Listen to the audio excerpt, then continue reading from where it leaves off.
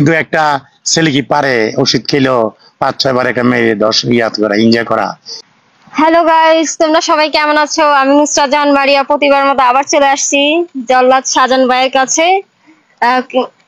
আচ্ছা শাহজাহান ভাই, কিছু কথা বলার ছিল। তো আপনার স্ত্রী কিছু অভিযোগ করলো আপনার নামে, কিছু কিছু বিভিন্ন চ্যানেলে অভিযোগ করলো যে আপনি নাকি প্রতি রাতে ঘুমের ওষুধ খেয়ে আপনার বউকে টর্চার করতেন, বিভিন্নভাবে অত্যাচার করতেন, সেই কারণে নাকি আপনার বউ আপনার কাছ থেকে ছেড়ে চলে আসছে। এটা কি সত্যি নাকি অন্য কোনো কারণ ছিল যে এটা মানে এখন আপাতত এটা উছিলা দেখাচ্ছে যে এইসব কারণে সে চলে আসছে? এটা কি সত্যি? না, এটা সত্যি না।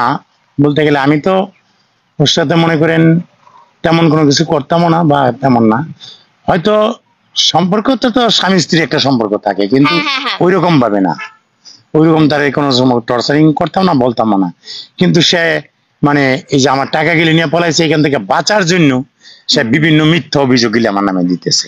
কিন্তু একটা ছেলে কি পারে ওষুধ খেলেও 5-6 বার একটা মেয়ে 10 ইয়াত করা এনজয় করা? এটা কি এখন এই বয়সে এটা কি সম্ভব? এই বয়স না হোক, ইয়ং জেনারেশন তো সেটা পারে না। 5 থেকে 6 বার একটা মেয়েকে এনজয় করা, এটা কি ঠিক?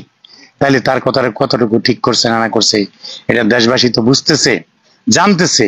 হ্যাঁ, কারণ এটা মেয়েটা এই টাকা গিলি আত্মসাৎ করা হলো তার প্রয়োজন। সে কিভাবে এগুলি বলবে, কিভাবে মিথ্যাচার করবে, এই জন্য। আপনাদের মধ্যে কি ডিভোর্স হয়েছে? না, আমাদের কোনো ডিভোর্স হয় নাই। আচ্ছা, আপনি কি তাকে ডিভোর্স দিচ্ছেন না কি দিবেন?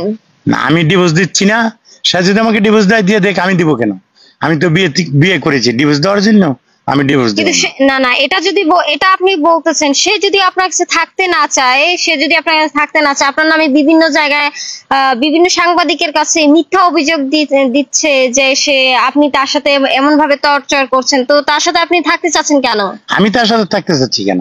সে ডিভোর্স দেখ না, সে যখন অভিযোগ দিচ্ছে আমার বিরুদ্ধে, তখন সে এই ডিভোর্সটা দিয়ে দেখ, আমি দিব কেন?